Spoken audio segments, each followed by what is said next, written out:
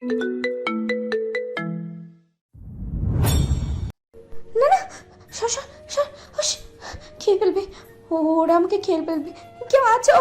দীপ্ত, দরজা খুলুন, আমাকে যেতে দিন। আপনি আমাকে মারুন, তবু আমাকে এদের মাঝে ছেড়ে চলে যাবেন না। আমি ওদের ভীষণ ভীষণ ভয় পাই, আমাকে খেয়ে ফেলবে, খেয়ে ফেলবে। আবার চিচির শব্দ কানে আসতে লিজা পাগলের মতো করতে লাগলো। সর সর, কাছে আসবে না, হুস হুস, কাছে আসবে না। দীপ্ত হাসি মুখে মেইন ডোর দিয়ে ঢুকলো। আজ সারাটা দিন আলোকে দেখেনি সে। কাজের মেয়েটাকে বলে গিয়েছিল আলোকে খাবার দিতে, ওর খেয়াল রাখতে, সারাক্ষণ আলোর সাথে থাকতে। দীপ্তর আদেশ অমান্য করার সাহস ওই মেয়ের নেই, তাই আলোকে নিয়ে সে কোনো টেনশন করেনি। লিজাকে শাস্তি দিয়ে এসেছে সে। আলোর কষ্টের জন্য কিছুটা লিজা দায়ী। সারা রাতে 100টা ইঁদুর চিকা মিলে ওকে ছিঁড়ে খাবে। দীপ্ত সিঁড়ির মাথায় উঠতেই মা হন্তদন্ত হয়ে ছুটে এলেন। মায়ের মুখ দেখেই দীপ্ত কিছু একটা আঁচ করতে পেরেছে। কি হয়েছে মা? ওই মেয়েটা ওই মেয়েটাকে পাওয়া যাচ্ছে না দীপ্ত। ও যেন কোথায় চলে গেছে। পুরো বাড়িতে ওকে খুঁজেছি, কোথাও নেই। দীপ্তর মাথা ফাঁকা লাগছে। বিড়বিড় করে সে উচ্চারণ করলো, আলো চলে গেছে? আমাকে ছেড়ে চলে গেছে আলো? কিন্তু কেন? কেন গেছে ও? কোথায় গেছে? কাজের মেয়েটা দীপ্তর সামনে দাঁড়িয়ে থরথর করে কাঁপছে। দীপ্তর চোখ আগুন গরম। পারলে সে মেয়েটাকে কাঁচা চিবিয়ে খেয়ে ফেলে। মেয়েটা কাঁদো কাঁদো মুখে মাথা নুয়ে আছে। দীপ্তর দিকে তাকানোর দুঃসাহস করছে না। দীপ্ত হাত শক্ত করে মুঠো করা। চেঁচিয়ে উঠে বলল সে। আলো কোথায় গেছে? মেয়েটা এবার কেঁদেই ফেললো। কোনো কথা বলতে পারছে না সে। এক কথা আমি দ্বিতীয়বার জিজ্ঞাসা করব না। আলো কোথায় গেছে? জানি না স্যার, জানি না। তোকে আমি আলোর সাথে থাকতে বলেছিলাম, ওর খেয়াল রাখতে বলেছিলাম তোকে। তুই থাকতে আলো কাউকে কিছু না বলে কিভাবে কোথায় চলে যায়? ওকে একা রেখে কোথায় গিয়েছিলি তুই? কাজে ফাঁকি দিচ্ছিলিস, তাই না? না স্যার, আমি ম্যাডামের সাথেই ছিলাম। সব সময় ছায়ার মতো ওনার দেখাশোনা করেছি। তাহলে ও কোথায় গেছে জানিস না কেন? কেন জানিস না বল? দীপ্তর চিৎকারে আত্মা কেঁপে উঠছে মেয়েটার। সকালে আমি ওনার জন্য নিচে খাবার আনতে গেলে মেজমাকে আপনার রুমে যেতে দেখেছি। আমি খাবার নিয়ে যেতে যেতে উনি বেরিয়ে গেলেন। আমি রুমে গিয়ে দেখি আলো ম্যাডাম কাঁদতেছেন। মনে হয় মেজমা ওনাকে কথা শুনিয়েছে, এই বাড়ি থেকে চলে যেতে বলেছে। আমি আলো ম্যাডামকে অনেকবার জিজ্ঞেস করেছি, কাঁদেন কেন? মেজমা আপনাকে কিছু বলেছে? উনি কোনো কথার উত্তরই দিলেন না। মেজমা? দীপ্ত ভাবতে পারছে না এই মেজো মা এতটা বেড়েছে। দীপ্তর না করা সত্ত্বেও আলোর কাছে গিয়েছিল। মেজমা চলে যাবার পর আলো যেহেতু কেঁদেছে, তাহলে মেজমা আলোকে যে অতি বাজে কথা শুনিয়েছে তাতে কোনো সন্দেহ নেই। দীপ্তর সারা গায়ে আগুন জ্বলছে। মেজমাকে ছাড়বে না সে, দেখে নেবে। মেজমা? মেজমা? মেজমা? কেন আমার রাস্তায় এলে তুমি? তোমাকে আমি সাবধান করে দিয়েছিলাম, তবুও আমার ব্যাপারে নাক গলাতে, আমার কথাই শুনলে না। এবার তোমাকে পস্তাতে হবে মেজমা। দীপ্ত আলোকে খুঁজতে বেরিয়ে গেল। কোথায় যেতে পারি আলো? আলোর যাওয়ার মতো কোনো জায়গা তো আমি রাখিনি। সব দিক বন্ধ করে তবেই তো তোমাকে আমার কাছে এনেছিলাম।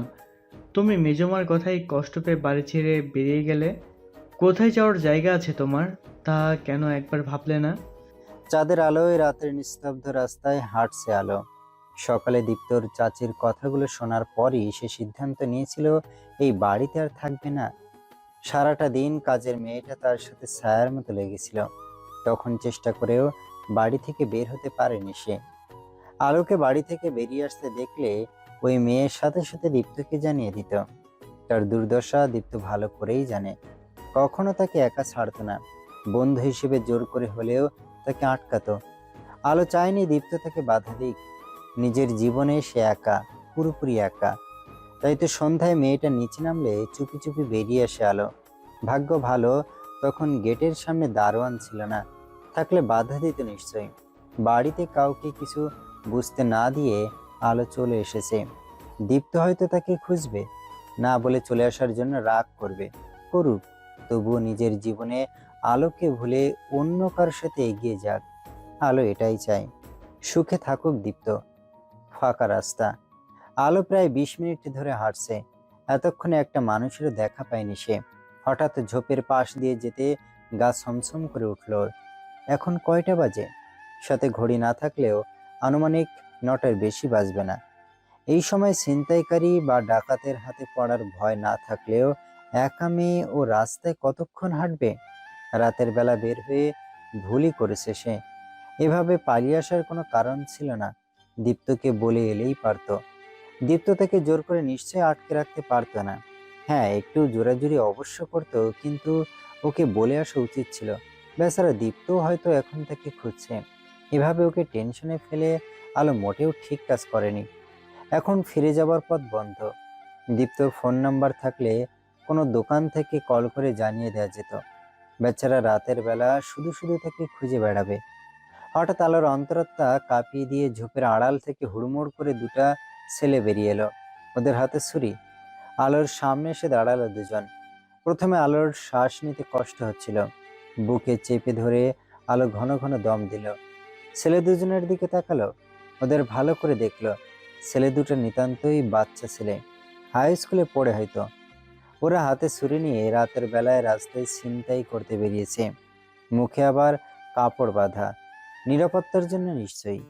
যেন মুখ দেখে কেউ চিনে ফেলতে না পারে। চিনে ফেললে যদি বাড়িতে জানাজানি হয়ে যায়। এই ছেলে দুটো এখনো পাকাপাকিভাবে সন্ত্রাসী হয়ে ওঠেনি। মনে এখনো ডর ভয় কাজ করে। তবে ট্রেনিং নিচ্ছে, খুব শীঘ্রই পুরোপুরি সন্ত্রাসী হয়ে উঠবে। এদের বাবা মা এদের খোঁজ খবর রাখে না। ছেলে রাতে বাইরে বেরিয়ে কোথায় কি করে, বাবা মারা তো খোঁজ নেওয়া উচিত। এখন একটু শাসনে ওদের সঠিক রাস্তায় ফিরিয়ে নেওয়া যাবে। দেরি হয়ে গেলে শাসনে কাজে দেবে না। একটা ছেলে আলোকে অবাক করে দিয়ে বলল, সাথে যা আছে বের কর। আলো হতভম্ব। জীবনে এমন কিছু দেখতে হবে ভাবেনি আলো। বাচ্চা বাচ্চা দুটো ছেলে, তারা নাকি আলোকে হুমকি ধমকি দিচ্ছে। এই, কারা তোমরা? অন্য ছেলেটা বলল, আমরা যেই হই তোর, জেনে লাভ কি? যা বলছি তা কর, সাথে যা যা আছে সব বের কর। আলোর ইচ্ছে করছে ছেলেটার গালে একটা চড় বসিয়ে দিতে। বয়সে যে আলো তার বড় হবে ছেলেটা বুঝতে পারছে না, তবুও তুই তুই করে কথা বলছে। ইচ্ছেটাকে দমন করলো আলো। না জানি ওরা কতটা ভয়ঙ্কর। হাতে ধরা ছুরিটা সত্যি যদি পেটে ঢুকিয়ে দেয়, না না না, ভাবতে গা শিউরে উঠছে। তোমরা এই পথে কেন নেমেছো? তোমাদের দেখে তো হাই স্কুলের ছাত্র মনে হয়। এই বয়সে এই পথে? তোমাদের তো সামনে বাকি জীবনটাও পড়ে আছে। পড়াশোনা করে কিছু। চুপ, এই মহিলা চুপ। তোকে জ্ঞান দিতে কে বলেছে? হ্যাঁ, হঠাৎ ধমকে আলো একটু ভয় পেল। ছেলে দুটা এখন যেহেতু ছুরি চালায়নি, তার মানে এরা এতটাও ডেঞ্জারাস না। মারামারি খুন খারাপিতে এখনো নিজেদের জড়ায়নি। ওই বেটি, ওই, সাথে যা আছে বের কর, নইলে পেটে ছড়ি ঢুকিয়ে দেব, একদম মেরে রেখে যাব। অন্যজন লক্ষ্য রাখছে এদিকে কেউ আসছে কিনা। এই মুহূর্তে কেউ এসে পড়লে সমস্যা। আলো ওদের আর চটালো না। ছেলেগুলো ওর থেকে কি বা নেবে আর? গলায় তো শুধুমাত্র একটা সোনার চেন আর নাকে একটা নাক ফুলেছে। ছেলেগুলো কত আশা নিয়ে তাকে ধরেছে। আজ তার থেকে যা পাবে তা বিক্রি করে যে টাকা পাবে তা দিয়ে কি করবে ওরা? জানতে ইচ্ছে হলো আলোর। মদ গাঁজা খাবে, নেশা করে মাতাল হয়ে কোথাও পড়ে থাকবে, নাকি এই টাকা দিয়ে ভালো কোনো কাজ করবে? ভালো কাজ করার উদ্দেশ্যে নিশ্চয়ই খারাপ কাজে নামেনি। আলো ইচ্ছে করে গলার চেন খুলে ওদের সামনে দিল। খাটো ছেলেটা ছো মেরে ওর হাত থেকে চেনটা নিয়ে নিল। মুখ দেখা না গেলেও আলো দেখলো ওদের দুজনের চোখই চকচক করছে। মনে মনে হাসলো আলো। এদিকে একটা গাড়ি আসতে দেখে আলোকে ফেলে দুজনই ছুটে ঝোপের উপর দিয়েই ডান দিকে দৌড়াতে লাগলো। ওদিকে তো জঙ্গল মনে হচ্ছে। জঙ্গলের ভিতর কোথায় যাচ্ছে ওরা? ভয় পাবে না? গাড়ি এসে আলোর সামনে দাঁড়ালো। আলো ছেলে দুটার যাওয়ার দিকে তাকিয়ে আছে। গাড়ি থেকে দীপ্ত নেমে এলো, আলোর সামনে এসে দাঁড়ালো। আলোর মুখের দিকে তাকিয়ে কিছুক্ষণ চুপ করে দাঁড়িয়ে রইলো। তারপর হতাশ গলায় বলল, আমাকে না বলে কোথায় চলে গিয়েছিলে আলো? কোথাও যাওয়ার হলে আমাকে বলতে, আমি তোমাকে নিয়ে যেতাম। দীপ্তর কথা আলোর কানে গেল না। সে হঠাৎ শব্দ করে হাসতে লাগলো। দীপ্ত আলোকে হাসতে দেখে হকচকিয়ে গেল। কি হয়েছে? হাসছো কেন আলো? আলো এবারও কিছু বলল না। ডান হাত বুকের ওপর রেখে সে হাসতেই আছে। হাসতে হাসতে পেটে ব্যথা পাচ্ছে। হালকা কাতর শব্দ করলো। উফ বাবা। তবুও তার হাসি থামছে না। সে হেসেই যাচ্ছে, হাসতে হাসতে তার চোখে পানি চলে এসেছে। দীপ্ত অবাক চোখে আলোর দিকে তাকিয়ে আছে। আলোর এ কি হলো বুঝতে পারছে না দীপ্ত। কোনো কারণ ছাড়া আলো এভাবে হাসছে কেন? হাসতে তো হাসতেই, হাসি থামাতেই পারছে না। বাবা। উফ, পেটে খিল ধরে গেল। আহ। দীপ্তর দিকে তাকালো। দীপ্তর ফ্যাকাশে মুখ দেখে আবারও হাসতে লাগলো।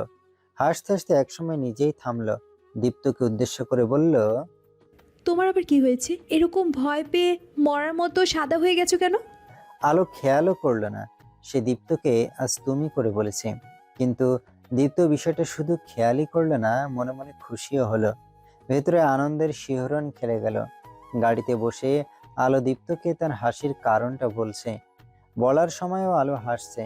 দীপ্ত শুনে মনে মনে রাগ হলেও আলোকে হাসতে দেখে নিজেও মুখে হাসি টেনে রাখলো।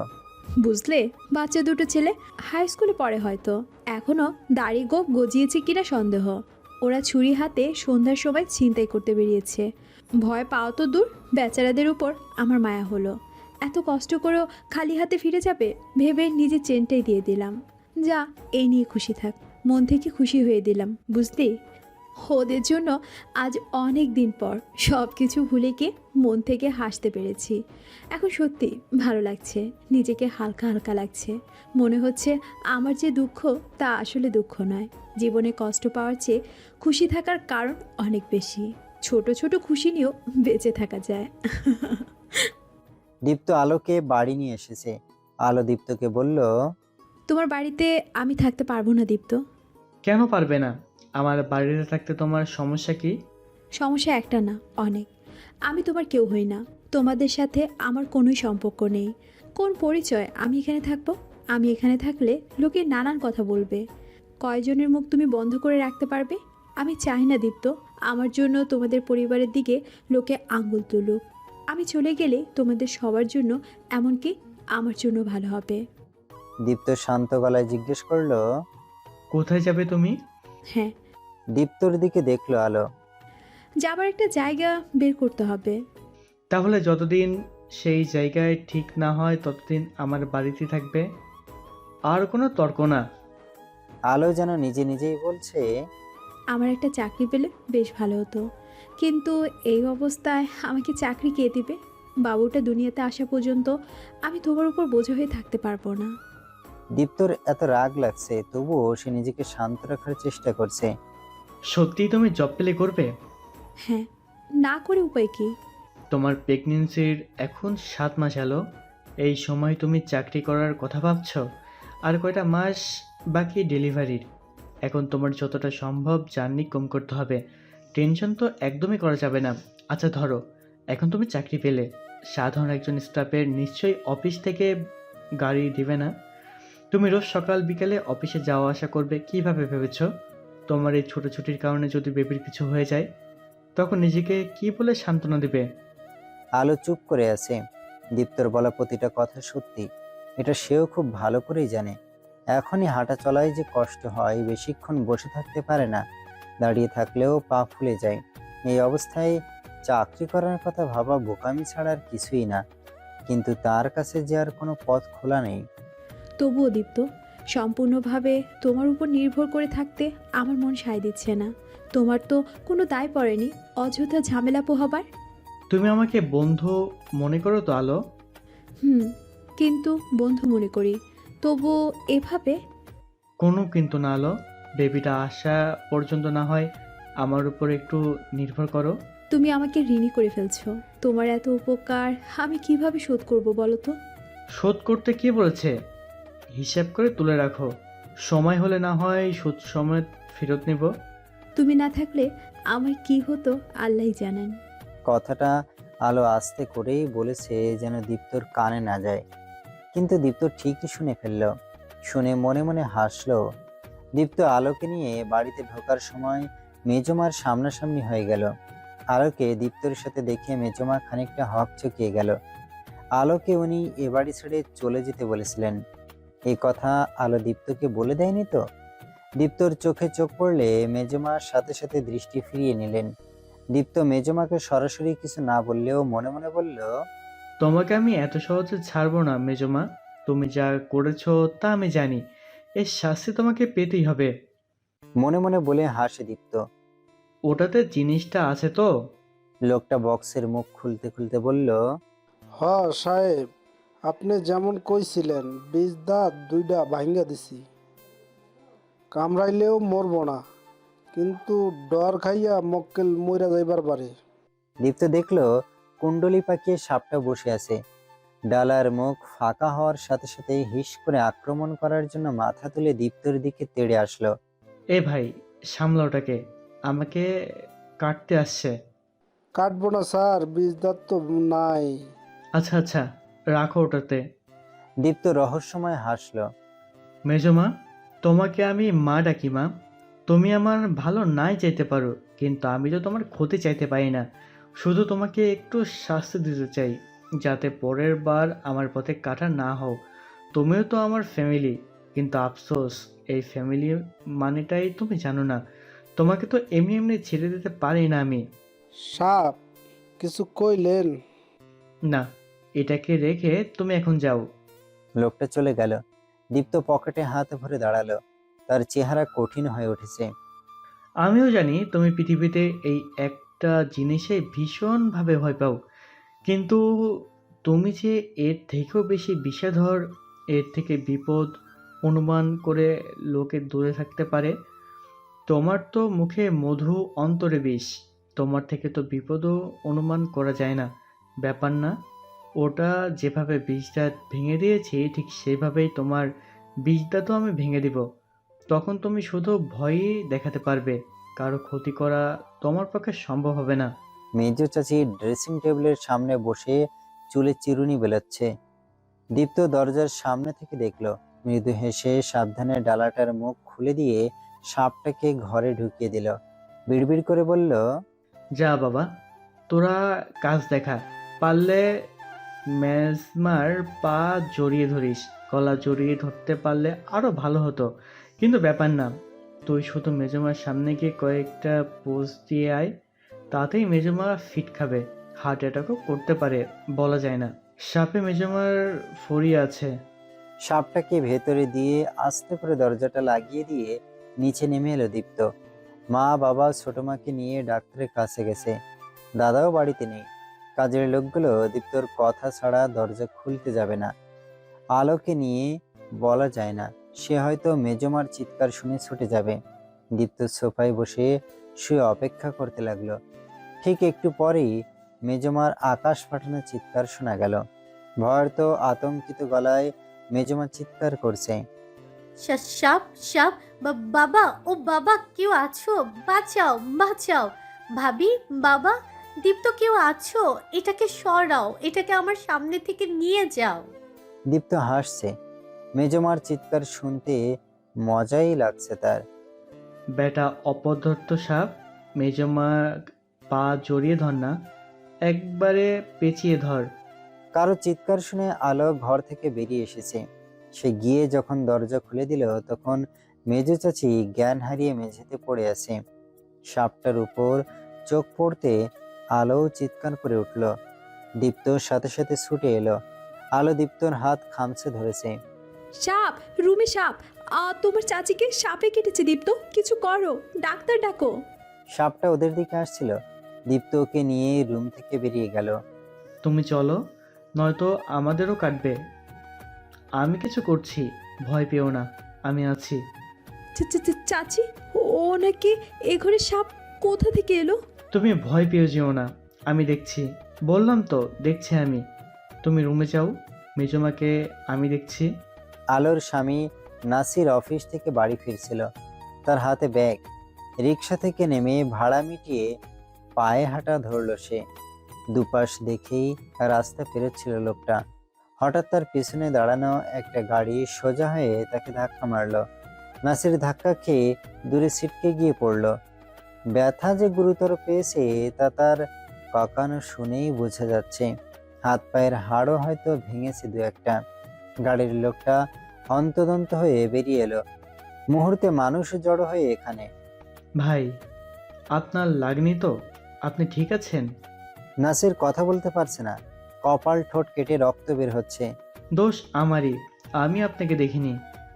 ভাই, ওনাকে একটু ধরে আমার গাড়িতে তুলে দিন, আমি ওনাকে হাসপাতালে নিয়ে যাই। লোকেরা সবাই মিলে ধরে নাসিরকে আগন্তুক লোকটার গাড়িতে তুলে দিল। নাসির ব্যথায় কাতরাতে কাতরাতে গাড়িতে জ্ঞান হারালো। লোকটা থেকে হাসপাতালের রোডে না নিয়ে গিয়ে অন্য রোড ধরলো। পেছনে মাথা ঘুরিয়ে নাসিরকে দেখে হাসলো। এই ছোটখাটো অ্যাক্সিডেন্ট তো কিছুই না, সবটা তো প্ল্যান করা ছিল। লোকের সামনে থেকে ওকে তুলে আনার জন্য একটা নাটক, তাই জানে বেঁচে গেছে। কিন্তু সে এখন যেখানে যাচ্ছে সেখানে যা ঘটবে তা সবই সত্যি, কিছুই নাটক না। লোকটার কপালে কি আছে ভেবে গাড়ি চালক লোকটা আঁতকে উঠল। বস হুকুম দিলে চোখ মুখ বেঁধে লোকটাকে এমনিতেই তুলে নিতে পারতাম, অ্যাক্সিডেন্টে নাটক করার দরকার ছিল না।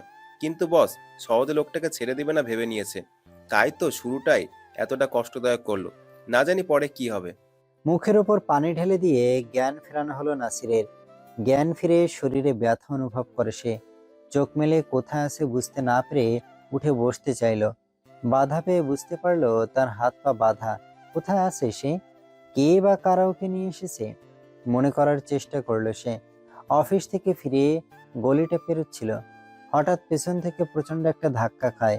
সিটকে গিয়ে দূরে পড়ে চোখে অন্ধকার দেখে। চোখ খুলেও এখন আবিষ্কার করতে পারছে না সে কোথায়। ব্যথায় কাতর গলায় সে ডাকছে, কেউ আছেন? আমি কোথায় আছি? কারা আমাকে এখানে নিয়ে এসেছে? শুনছেন? কেউ আছেন কি? দীর্ঘ একটা ছায়া দরজার সামনে এসে দাঁড়ালো। ছায়াটা নাসিরের উপরে এসে পড়েছে। অন্ধকারের জন্য মানুষটার মুখ দেখতে পাচ্ছে না সে। কে? এই যে ভাই, শুনছেন? আমাকে কি হাসপাতালে নিয়ে আসা হয়েছে? হাসপাতালে যাওয়ার সময় এখনো আসেনি তোর, সময় হলে ঠিকই হাসপাতালে পাঠানো হবে। নাসির এখনো কিছুই বুঝতে পারছে না। সে নিজের জগতে বাস করে, তার যেমন বন্ধু বান্ধব নেই তেমন শত্রুও নেই। তাকে কেউ কিডন্যাপ করবে এই কথা এখনো মাথায় আসছে না। দেখুন ভাই, রাস্তায় আমার অ্যাক্সিডেন্ট হয়েছিল, জ্ঞান হারিয়েছিলাম আমি। ডান হাতটা মনে হয় ভেঙে গেছে, নাড়াতে পারছি না, ভীষণ কষ্ট হচ্ছে। আমাকে কি একটু হাসপাতালে নিয়ে যাবেন? হাসছে লোকটা, তাচ্ছিল্যের সুরে বলছে, ওই একটা হাতই তো ভেঙেছে, এখনো শরীরের বাকি অঙ্গ প্রত্যঙ্গগুলো বাকি আছে। আগে এক এক করে তো শরীরের সব কয়টা হাড় ভাঙা হবে, তারপর তোকে হাসপাতালে পাঠানো হবে। নাসির এবার কিছুটা ভয় পেল। সে লোকটার মুখ দেখতে না পারলেও লোকটার গলা শুনে মনে হচ্ছে না সে তার সাথে মজা করছে। লোকটার গলায় এমন কিছু আছে যে তার কথাগুলো বিশ্বাস হচ্ছে এবং ভয়ে গা শিউরে উঠছে। ভয়ের তো গলা সে জিজ্ঞেস করলো, আমি আপনাদের কি ক্ষতি করেছি ভাই? আমার সাথে কেন এমন করছেন? আমার তো কোনো শত্রু নেই, আমি কারোর আগেও নেই পিছেও নেই, জেনে বুঝে কখনো কারোর কোনো ক্ষতি করিনি আমি। করেছিস, আমার সবচাইতে বড় ক্ষতি তুই করেছিস। এই পৃথিবীতে আমার যদি কোনো শত্রু থেকে থাকে তাহলে সেটা তুই। জেনে বুঝে না করিস, নিজের অজান্তেই তুই আমার যে ক্ষতি করেছিস তা কখনোই পূরণ হবে না। আমি চাইলেও সব ভুলিয়ে দিতে তোকে মাফ করতে পারবো না। নাসিরের কণ্ঠে মিনতি ফুটে উঠল। আমাকে যেতে দিন ভাই। না, এত সহজে তো তোকে যেতে দেওয়া হবে না। তোর সাথে আমার এখনো অনেক হিসাব বাকি। বেল দিয়ে খুব ভালো মারতে পারিস তুই, তাহলে নিশ্চয়ই মার খেতেও পারিস। দেখি আজ তুই কতটা মার হজম করতে পারিস। ওই কই রে তোরা, এদিকে আয়, কাজ শুরু কর। শালার গা থেকে সব কাপড় খুলে নিয়ে ওকে উল্টো লটকা। নাসির ভয়ে কেঁদে ফেলল, চিৎকার করে উঠল, আমার সাথে কেন এরকম করছেন? আমার অপরাধটা কি? আমি কার কি ক্ষতি করেছি? আমাকে যেতে দিন, ছেড়ে দিন আমাকে। দীপ্তর সাঙ্গপাঙ্গ এসে নাসিরের কাপড় খুলতে লাগলো। জোরাজুরি করেও নাসির একা 4-5টা লোকের সাথে পেরে উঠল না। ডান হাতে আগে থেকেই ব্যথা, পা উপরের দিকে, মাথা নিচে ঝুলিয়ে দিলে চোখে ঝাপসা দেখতে লাগলো। মাথা ঘুরছে। নাসির বুঝতে পারছে 10 মিনিট এভাবে থাকলেই নাক দিয়ে রক্ত আসবে তার। লোকগুলো কে? কেন তার সাথে এমন করছে? এই প্রশ্নের উত্তর এখনো পেল না সে। দীপ্ত জুতার শব্দ করে এগিয়ে এলো, নাসিরের সামনে এসে দাঁড়ালো। বাম হাতে ওর মুখ টিপে ধরে বলল, কি মজা লাগছে, এখনো না লাগলে একটু পর থেকে লাগতে শুরু করবে। আমাকেও ছেড়ে দিন, যেতে দিন প্লিজ। তিক্ত হাসলো সে। Enjoy bro. শরীরের সমস্ত শক্তি প্রয়োগ করে হাতে থাকা বেলটা দিয়ে একের পর এক নাসিরের গায়ে আঘাত করতে লাগলো দীপ্ত। প্রতিটা আঘাত গায়ে পড়ার সাথে সাথে নাসির আকাশ ফাটানো চিৎকার করছে। নাসিরের কাকুতি মিনতি শুনে দীপ্ত পৈশাচিক আনন্দ পাচ্ছে। আরো বল প্রয়োগ করছে সে। নাসির আরো জোরে চিৎকার করছে। এক সময় দীপ্ত ক্লান্ত হয়ে থেমে গেল। নাসির অনেক আগেই বোধশক্তি হারিয়ে ফেলেছে। এখন আর সে আঘাতের প্রত্যুত্তরে চিৎকার করছে না। মার ওর শরীরে লাগলেও কোনো অনুভূতি অনুভব করছে না। চোখ বন্ধ করে সামান্য গোঙাচ্ছে সে। জ্ঞান হারায়নি এখনো। দীপ্তকে একজন একটা চেয়ার এনে দিল। দীপ্ত সেটাই বসে ঘন ঘন করে দম নিতে লাগলো। শালাকে 3 দিনের আগে ছাড়বি না। মার খেয়ে জ্ঞান হারিয়ে ফেললে আবার জ্ঞান ফেরাবি। এক ডোজ দিয়ে হজম করতে সময় দিবি। বোধ শক্তি ফিরিয়ে এলে আবার চালু করবি। এর মাঝে মরে গেলে তো গেলই। লাশটা বস্তায় ভরে বড় বড় কয়েকটা পাথরের সাথে বেঁধে নদীতে ফেলে দিয়ে আসবি। লাশ না পেলে কোনো ক্যাচাল হবে না। লাশ পেলেই বরং পুলিশ মাথা ঘামাবে। আমি এক্ষুনি যাচ্ছি, বাকিটা তোরা সামলে নিস। আর সমস্যা হলে আমাকে কল দিস, আমি তো আছি। আপনি কোনো টেনশন নেবেন না বস, আমরাই সামাল দিতে পারবো। গুড, আমি আবার কাল আসবো। আলো এই বাড়িতে আসার পর দীপ্তর চাচি ছাড়া আর একটা মানুষের সাথেও তার কথা হয়নি। কথা তো দূর, দেখাই হয়নি বলা যায়। তার খাবার 3 বেলায় দীপ্ত ঘরে দিয়ে আসে। তাকেও বাইরে বের হতে হয় না। এই বাড়ির মানুষগুলো কেমন সে বুঝতে পারে না। একটা মেয়ে এসে তাদের বাড়িতে থাকছে, এ নিয়ে কারো একটু মাথা ব্যথা নেই। কেউ তাকে জিজ্ঞেস করলো না, কেন এসেছো তুমি, কোথা থেকে এসেছো, তুমি দীপ্তর কে হও, ওর সাথে তোমার কিরকম সম্পর্ক, কিছুই না। সামান্য কৌতূহলও এই বাড়ির লোকেদের নেই মনে হয়। এক বাড়িতে থেকেও ওরা নিজেরা আলাদা আলাদা জীবনযাপন করে। কাউকে নিয়ে কারো আগ্রহ নেই। কে কি করলো তা দেখার সময় যেন কারো কাছেই নেই। আশ্চর্য বাড়ি। হাঁটতে হাঁটতে আলো একটা ঘরের সামনে এসে দাঁড়ালো। দরজাটা একটু ফাঁক করা। ভেতর থেকে কারো কথা শুনতে পেল কি না, হয়তো মনের ভুল।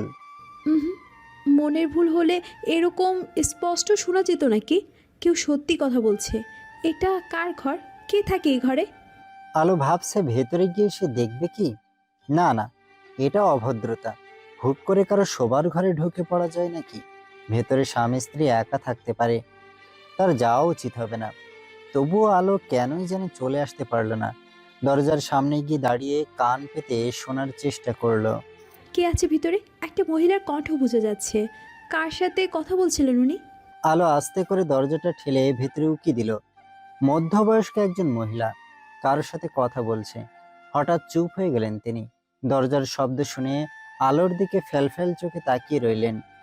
আলো অমায়িক হেসে বলল, ভিতরে আসবো? মহিলা উত্তর দিলেন না। একইভাবে আলোকে দেখছেন। আলো ভেতরে গেল। মহিলাকে দেখে মনে হচ্ছে না আলোর উপর রাগারাগি করবে। পুরো ঘরটায় একবার চোখ বুলিয়ে নিল আলো। কাউকেই তো দেখতে পাচ্ছে না সে।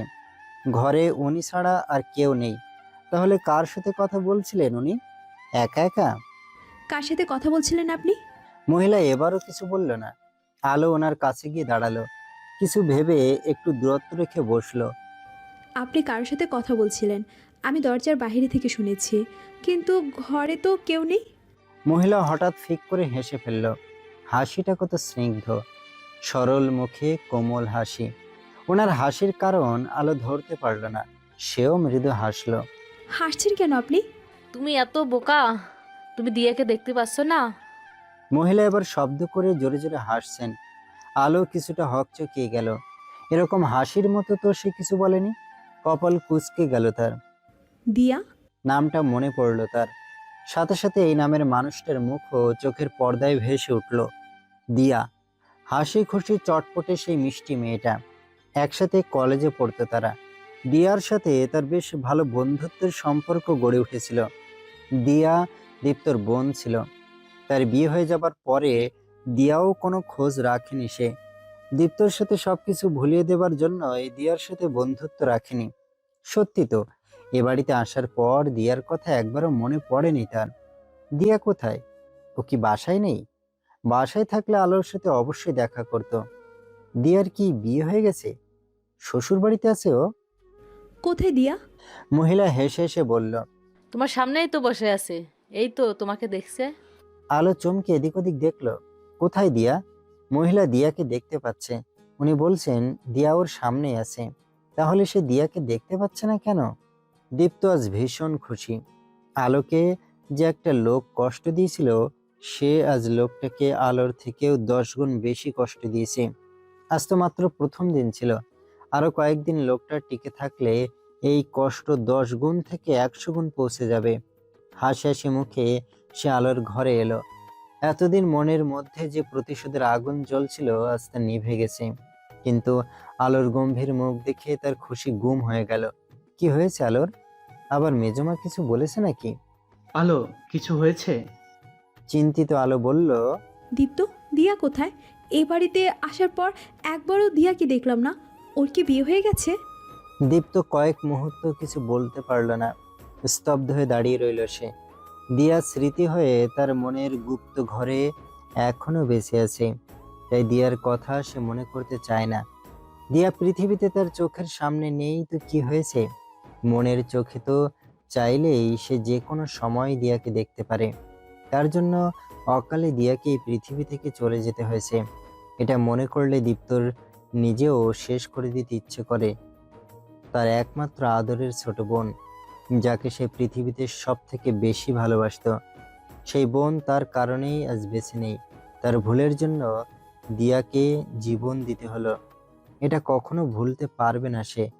আলো পলকহীনভাবে দীপ্তকে দেখছিল। হঠাৎ দীপ্তর চেহারার মেঘ আলোর চোখ এড়ালো না।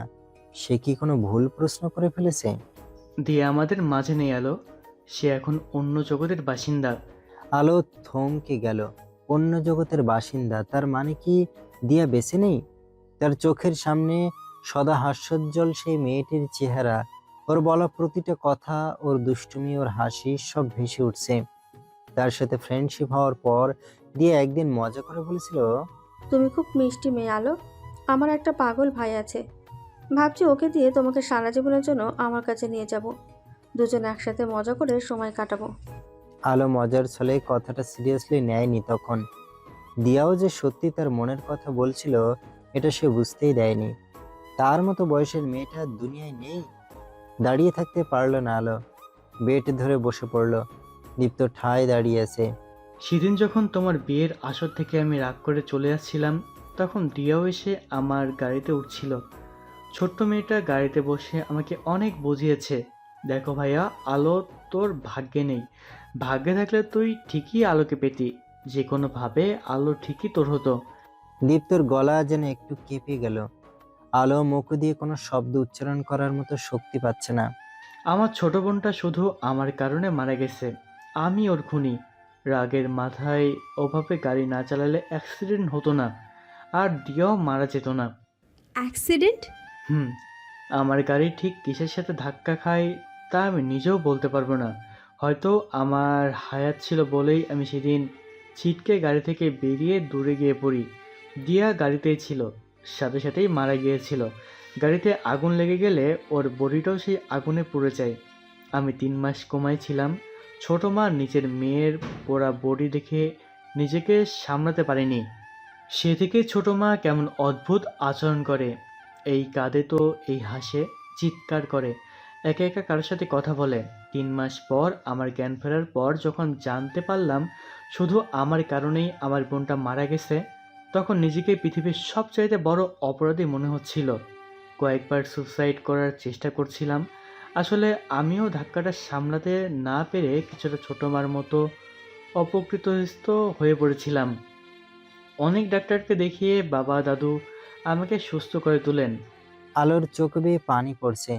সবকিছুর জন্য এখন তার নিজেকে অপরাধী লাগছে। দীপ্তকে সে সেদিন বাড়ি ভর্তি লোকের সামনে যা তা বলে অপমান করেছিল।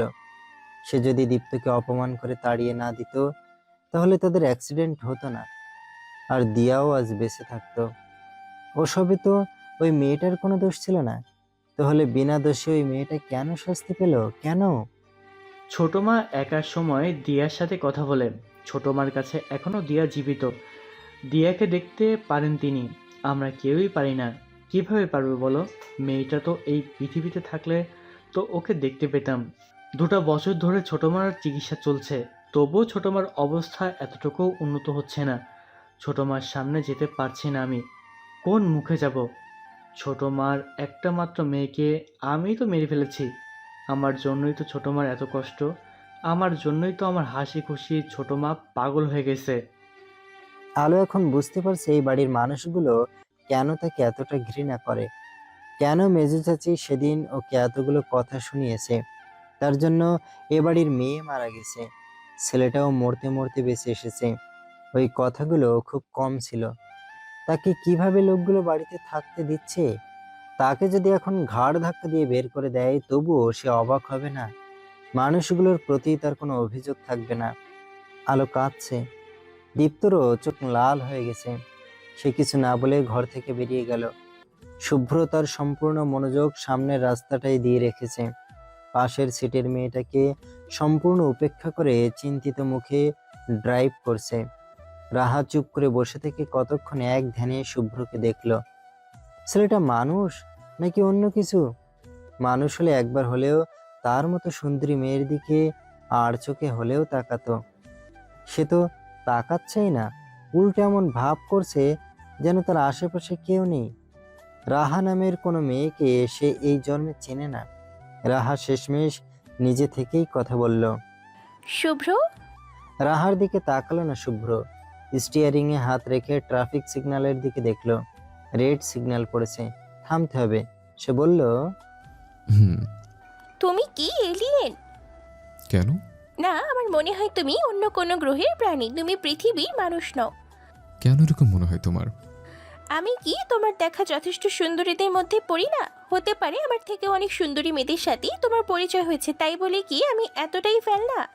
তুমি ফ্যাল না হলে আমার মা নিশ্চয়ই তোমাকে ছেলে বউ হিসেবে পছন্দ করতেন না। মা পছন্দ করেছে বলেই কি তুমি বিয়েটা করতে রাজি হয়েছো? তোমার নিজের কোনো পছন্দ নেই? আই মিন, তোমার কখনো কাউকে ভালো লাগেনি? সময় পাইনি রাহা, আর কয়েকটা বছর সময় পেলে অবশ্য ওসব নিয়ে ভাবতাম। তুমি আশ্চর্য মানুষ, তোমাকে আমি বুঝতেই পারি না।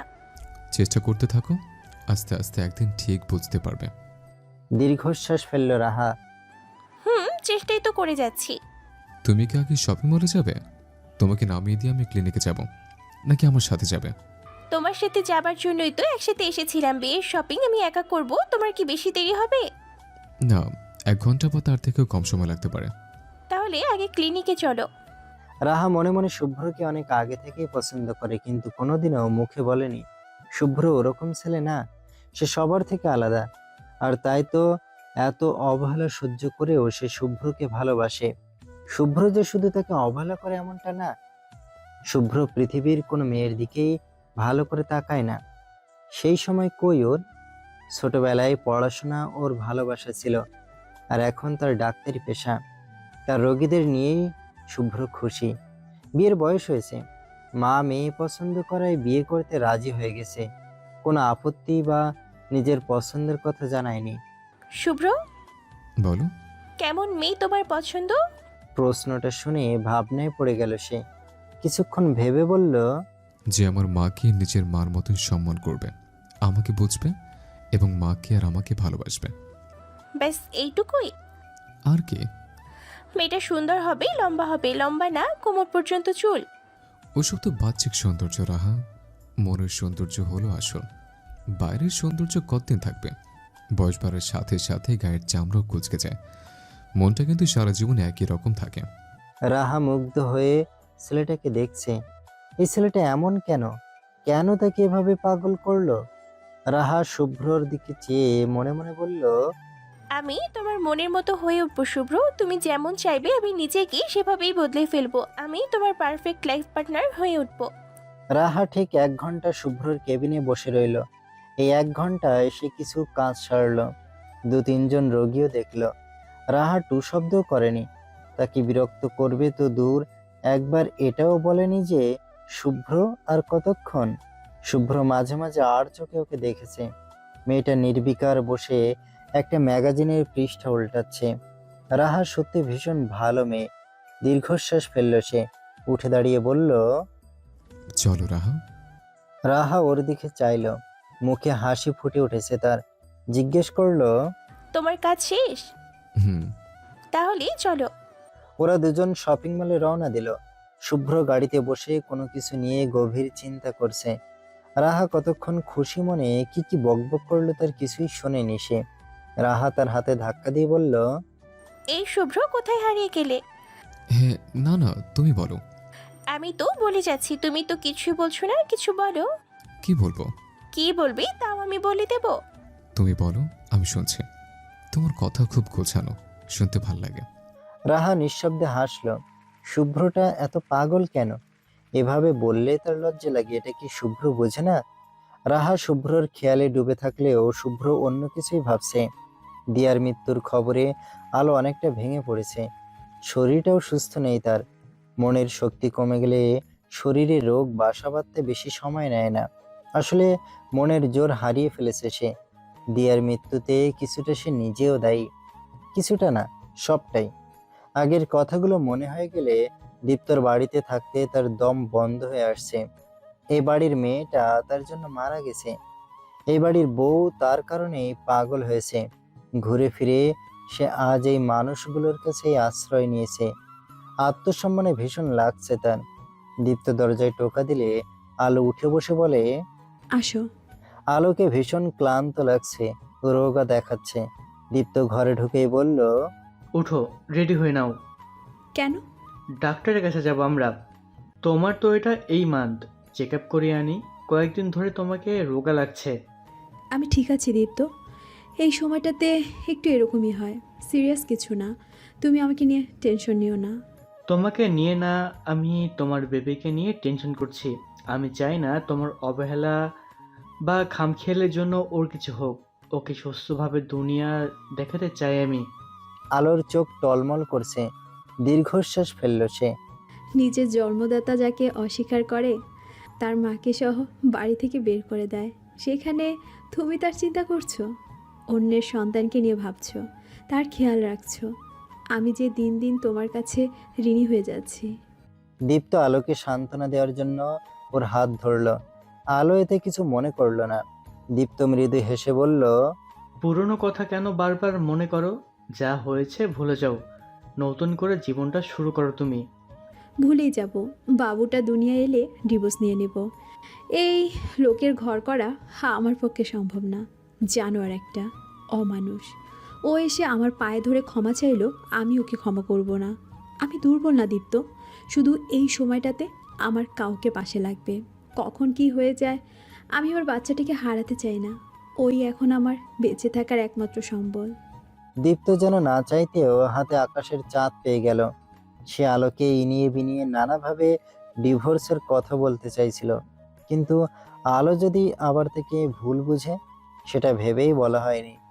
এখন তো আলো নিজেই ডিভোর্সের কথা বলছে। আমি তোমার পাশে থাকবো আলো, সব সময় তুমি আমাকে তোমার পাশে পাবে। ডিভোর্সের ব্যাপারটা না হয় আমি দেখে নিব, তুমি টেনশন করো না, তোমার বাবুর কিচ্ছু হবে না। হুম। আলো উদাসীন গলায় জবাব দিল। দীপ্তর খুশির বাদ মানছে না।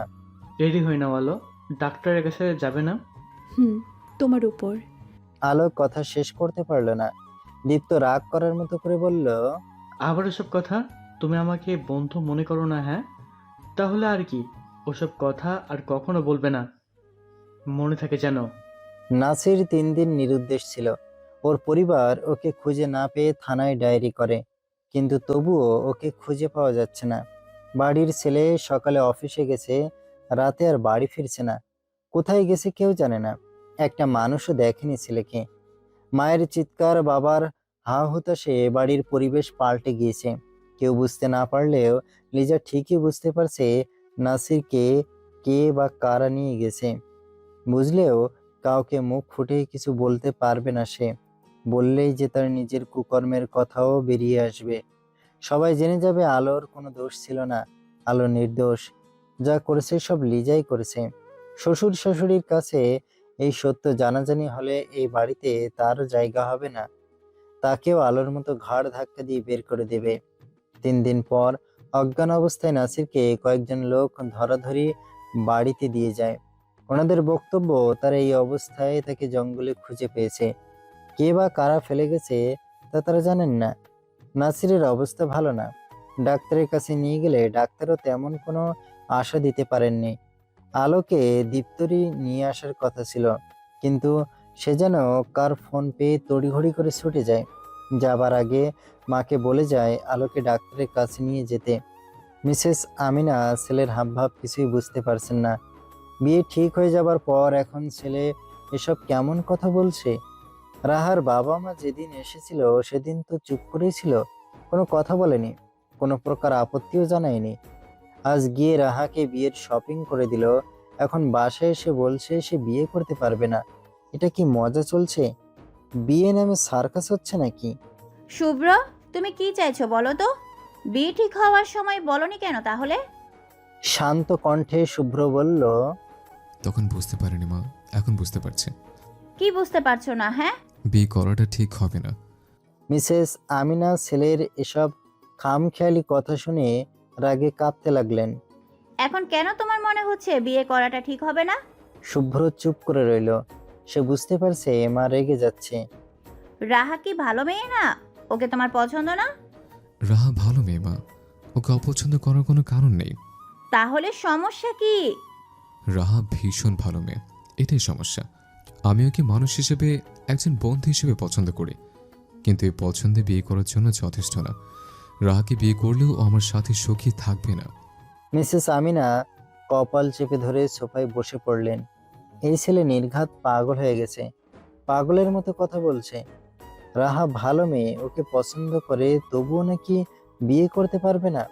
আমি জানি রাহা আমাকে পছন্দ করে, কিন্তু ওটা সেরকম পছন্দ না। ও আমাকে দেখে মুগ্ধ হয়। এই মুগ্ধতা কয়েকদিন থাকবে, তারপর ঠিকই কেটে যাবে। তখনও আমার সাথে থেকে বিরক্ত হবে। আমি চেষ্টা করেছি মা, কিন্তু রাহাকে নিয়ে একজন বন্ধু ছাড়া অন্যরকম কোনো অনুভূতি ফিল করতে পারিনি। আমরা ভালো বন্ধু। ভালো বন্ধুই ভালো হাজবেন্ড ওয়াইফ হতে পারে। হাজব্যান্ড ওয়াইফের মাঝে ভালোবাসা থাকাটা জরুরি। একসাথে থাকতে থাকতে ভালোবাসা তৈরি হয়ে যাবে। মেয়েটাকে সময় দিবে তো নাকি? সময় কি হয় মা? তুমি পেরেছো বাবাকে আটকে রাখতে? শুভ্র না চাইতেও বাবার কথা বলে ফেলেছে। বাবাও একদিন ঠিক এই কথাগুলো বলেই তাকে ও মাকে ফেলে চলে গিয়েছিল। মা একই ভুল রাহার সাথেও করতে চাইছে। মিসেস আমিনা স্তব্ধ হয়ে গেলেন। শাহেদের সাথে তার বিয়ে পারিবারিকভাবে হয়েছিল। বিয়ের 16 বছর পর সে নতুন করে অন্য মেয়ের প্রেমে পড়ে। তখন শুভ্রর বয়স 14 বছর। সে নাকি কখনো আমিনাকে ভালোবাসতে পারেনি, শুধু একসাথে থেকে মানিয়ে নিয়েছে। শুভ্র কতক্ষণ মাকে দেখলো, তারপর নীরবতা ভেঙে নিজেই বলল, রাহার মতো মেয়ে আমি আর দুটো দেখিনি। রাহা আমার থেকে ভালো কাউকে ডিজার্ভ করে, যে ওকে ভালোবাসবে, তার সাথেও সুখী থাকবে। যাকে সে ভালোবাসে তার সাথে কিছুকাল সুখী হলেও সারা জীবন কাটাতে পারবে না। ভালোবাসা ছাড়া সব সম্পর্কে মূল্যহীন। এই কথাটা রাহাকে জানিয়েছো তুমি? না, ওর হাসি খুশি মুখে বিষাদের কালো ছায়া দেখতে পারবো না আমি, তাই বলা হয়নি। তার মানে এই অপ্রীতিকর কাজটাও আমাকেই করতে হবে?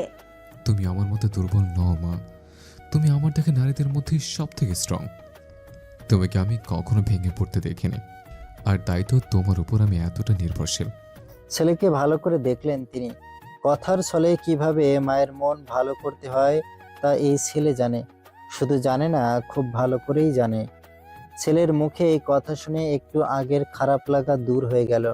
সেদিন স্বামী ছেড়ে চলে যাওয়ার পর উনি ভেঙে পড়লে আজ ছেলের মুখে এই কথা শুনতে পেত না। রাহাকে তুমি বলো মা, আঙ্কেল আন্টির কাছে আমি ক্ষমা চেয়ে নেব। তোমার কেমন মেয়ে পছন্দ? আজ বিয়ে না করো কাল করবে, রাহাকে না করো অন্য মেয়েকে তো করবে। বিয়ে না করে তো জীবন কাটাবে না, তাই না? আমাকে বলো, তোমার কোন ধরনের মেয়েকে তুমি তোমার স্ত্রী হিসাবে পেতে চাও? তুমি যেমন বলবে আমি তেমন মেয়ে খোঁজার চেষ্টা করব। শুভ্র হেসে বলল, তোমার মতো একজন কঠিন প্রকৃতির মেয়ে, যে ভালো থাকার জন্য শক্ত হাতে দুনিয়ার সাথে লড়াই করতে পারবে, আবার যার মনটা তোমার মতোই কোমল হবে, এমন মেয়ে পেলে আমার বিয়ে করতে কোনো আপত্তি নেই। হাসপাতালে আলোর লিজার সাথে দেখা হয়ে গেল। আলো লিজাকে দেখেও এড়িয়ে যেতে চাইছিল, কিন্তু লিজাই তাকে দেখে নিজে থেকে কথা বলতে আসে। আলোর সাথে লিজা যা করেছে তারপর আর ওর সাথে কথা বলার আলোর কোনো ইচ্ছে নেই। তবুও লিজার ডাকে দাঁড়াতে হলো তাকে। লিজা পেছন থেকে ডেকে ছুটে আসছে। আলো বিরক্তি নিয়ে ফিরে তাকালো। আলো, তুমি কেমন আছো? তাচ্ছিল্য ভরে আলো হাসলো। আপনি যেমন দেখতে চেয়েছিলেন। এখন তুমি কার কাছে আছো? না চেনে কি করবেন? ওখানে গিয়েও আমার কলঙ্কের কথা সবাইকে জানাবেন? আলো, এমন করে বলো না। আমি আমার ভুলটা বুঝতে পেরেছি। এবার হেসে ফেললো আলো। বাহ, তাতে আমার লাভটা কি হলো? আপনি আপনার ভুল বোঝাতে আমার জীবনটা কি আবার আগের মতো হয়ে যাবে? লিজাকে সত্যি অনুতপ্ত দেখাচ্ছে, তার চোখে জল। আমি জানি তোমার জীবন আবার আগের মতো হবে না, তবুও আমি তোমার কাছে ক্ষমা চাচ্ছি। তোমাকে আমার কিছু বলার আছে। আপনার কোনো কথা শুনতে চাই না আমি। আলো চলে যেতে নিলে লিজা ওর হাত ধরে ফেললো। তোমার হাতে ধরে কথাগুলো শোনো প্লিজ। কি কথা বলার আছে আপনার আর? লিজা ভয়ার্ত চোখে আশেপাশে দেখলো, গলা খাদে নামিয়ে জানতে চাইলো, তোমার সাথে কে এসেছে? আমার এক বন্ধুর মা। স্বস্তির শ্বাস নিল লিজা। দীপ্ত আসেনি? কপাল কুঁচকে উঠল আলোর। দীপ্তর নাম সে মুখে নেয়নি, দীপ্তর কাছে সে আছে এটাও বলেনি। তাহলে ভাবি জানলো কিভাবে? ওর তো দীপ্তর কথা জানার কথা না। দীপ্তকে আপনি কিভাবে চেনেন? বলছি, আজ তোমাকে সব বলবো, তার আগে তুমি আমার সাথে এসো। লিজা আলোকে একটা খালি কামরায় নিয়ে গেল। আজ আমরা হাসপাতালে কেন এসেছি জানো? নাসিরকে নিয়ে। ওর অবস্থা ভালো না আলো, বাঁচবে কি মরবে ডাক্তারেরাও বলতে পারছে না। আলোর কোনো ভাবান্তর হলো না, হবার কথাও না। এই লোকের প্রতি তার কোনো টান নেই এখন।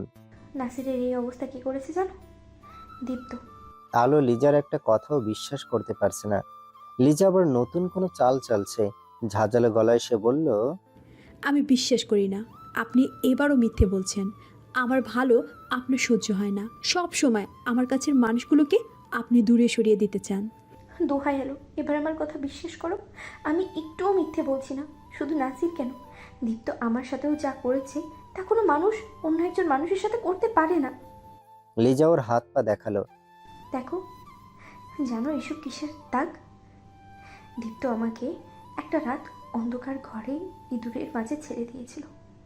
তোমার সাথে অন্যায় করায় ওটা আমার শাস্তি। নাসিরকেও দীপ্তই কিডন্যাপ করেছে। দীপ্ত শুধু আমাদের সাথে এমন করেনি, তোমার সাথে যা যা হয়েছে সব দীপ্তরই প্ল্যান ছিল। কেন মিথ্যে বলছেন? এসব করে আপনি কি পান? মিথ্যা না আলো, দীপ্ত যেমন দেখায় সে তেমন না। ওর আসল রূপ দেখেছি আমি। তোমার সাথে যা করেছি তা অন্যায়, পাপ। আমি আমার নিজের ভুলটা বুঝতে পেরেছি, তাই তো সাহস করে তোমাকে কথাগুলো বলতে পারছি। ওই দীপ্ত মানুষ না, আজ তো একটা অমানুষ। তোমাকে পাওয়ার জন্য ও প্ল্যান করে তোমার নামে ওসব কথা ওঠানোর জন্য আমাকে টাকা দিয়েছে। আমি লোভে পড়ে অনেক বড় পাপ করেছি। আজ যদি দীপ্ত জানতে পারে আমি তোমাকে সব কিছু বলে দিয়েছি, তাহলে ও হয়তো আমাকে আর বাঁচিয়ে রাখবে না। তবুও মরার আগে একটা ভালো কাজ করতে পেরেছি বলে আমি শান্তি পাবো। তোমার আসল অপরাধী আমরা না আলো, আসল অপরাধী তো ওই দীপ্ত। ও তোমার চোখে ভালো থেকে তোমার আড়ালে তোমাকে নিয়ে ষড়যন্ত্র করেছে। দীপ্ত ভালো লোক নয় আলো। আলো কি বলবে, কি করবে সে? কথাগুলো বিশ্বাস করবে? লিজা ভাবি সত্যি বলছে? মিথ্যা বলে তার লাভ কি? তার চোখে ভয়, গলায় আতঙ্ক। এই মুহূর্তে মিথ্যে বলছে না সে। তাহলে দীপ্ত সত্যি খারাপ লোক? তার এই অবস্থার পেছনে দীপ্ত দায়ী? দীপ্ত তার স্বার্থের জন্য খুনও করতে পারে। বোন, তুমি হয়তো আমাকে কখনো ক্ষমা করতে পারবে না, কিন্তু বিশ্বাস করো আমি মন থেকে তোমার ভালো চাই। মানুষ তো আর সবসময় একরকম থাকে না। সেদিন অন্ধকার ঘরে এক গাদা ইঁদুরের মাঝে থেকে বুঝতে পেরেছি ভুল মানুষের সঙ্গ দিলে শাস্তি পেতেই হবে। আমি যদি ওই দিন মরে যেতাম তাহলে তোমার কাছে ক্ষমা চাওয়ার মতো সুযোগটাও পেতাম না। দীপ্ত আমাকে এই শর্তে ছেড়েছে যে আমি যেন জীবনেও ওর সামনে না আসি, তোমাকে কিছু না জানাই। লিজা কাঁদছে। আলো পাথর হয়ে চেয়ে আছে, কিছু বুঝতে পারছে না সে। অনুশোচনায় জ্বলে পড়ে মরছিলাম আমি। রাতে ঘুমাতে পারি না। আমার লোভ হিংসেই আমাকে খেয়েছে। কিভাবে তোমার সাথে এত জঘন্য কাজ করতে পারলাম আমি? আমি তো একজন মেয়ে। তোমার সন্তান যে আমাদেরই বংশের রক্ত, সে তো এখনো দুনিয়াতেই আসেনি, তাকেও ছাড়িনি আমি। হয়তো নিজে কখনো মা হতে পারবো না বলেই তোমার উপরে এত হিংসে ছিল। তোমার বাচ্চা হলে সবাই ওকে আদর করতো। আমার তো কখনো বাচ্চা হবে না, সবাই আমাকে মাথায় তুলে রাখবে, আমার কথা শুনবে। লিজা কান্নার কারণে কথা বলতে পারছে না। আলোর চোখ দিয়ে পানি না বেরোলেও ওর চোখ দুটো ভীষণ জ্বালা করছে, মাথাটা ফাঁকা ফাঁকা লাগছে। কি হচ্ছে এসব তার সাথে? জীবন তার সাথে এতটা নাটকীয়তা কেন করছে? তুমি ওই লোকটার থেকে দূরে চলে যাও। ওর কাছে থাকলে তুমি ভালো থাকবে না। ওই পাগল দীপ্ত তোমার সন্তানেরও ক্ষতি করে দিতে পারে। অনেকক্ষণ কোনো কথা বলতে পারলো না আলো। শরীরে একটু শক্তিও পাচ্ছে না। যাকেই সে বিশ্বাস করে সেই তার বিশ্বাস ভাঙে। তাকে একজন মানুষ না ভেবে পুতুল ভেবে খেলা করে। একটা কথা জানেন ভাবি, পৃথিবীতে একটা মেয়ে আরেকটা মেয়ের সবচেয়ে বড় শত্রু।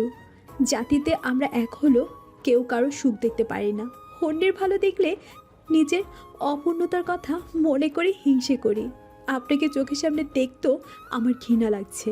কিভাবে পারলেন আমার সাথে এমন করতে? নিজের সন্তান ছিল না, আমার বাচ্চাটাকে আদর করে নিজের কাছে রাখলে আমি না করতাম না? আপনি তো ওর বড় মা হতেন। শুভ্র, রাহা আমার ফোনে কল করেছে, তুমি নাকি ওর কল তুলছো না? শুভ্র রেডি হতে হতে মায়ের দিকে তাকালো। তুমি রাহাকে এখনো বলনি কেন মা?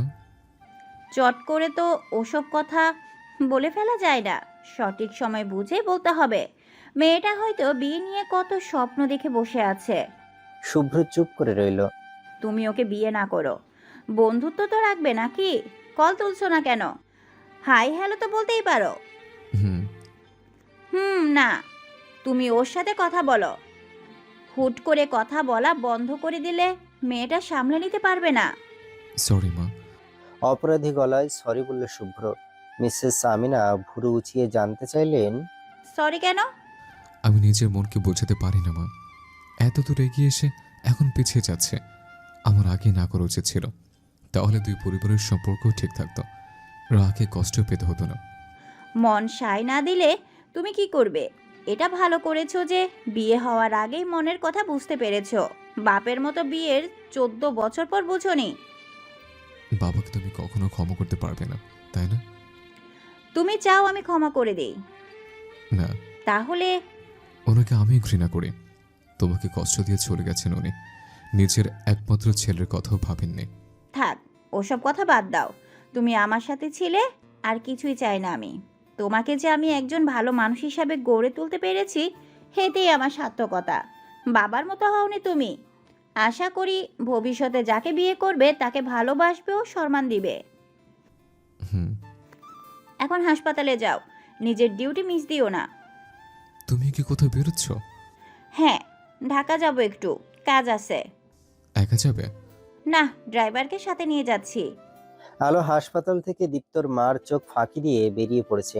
কোথায় যাবে জানে না সে, তবে এই শহরে এই মানুষগুলোর মাঝে আর থাকবে না। দীপ্তকে সে নিজের বন্ধু ভেবেছিল, বিশ্বাস করেছিল।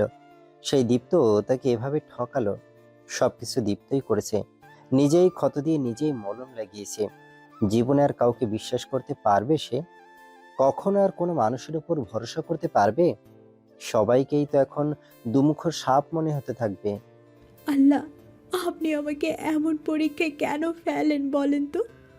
আমি কি অন্যায় করেছি? এই এত বড় পৃথিবীতে আমার যাওয়ার কোথাও কোনো জায়গা নেই। যাকে আমি বিশ্বাস করি সে আমাকে ধোঁকা দেয়। ঠকতে ঠকতে জীবনে ক্লান্ত হয়ে পড়েছি আমি।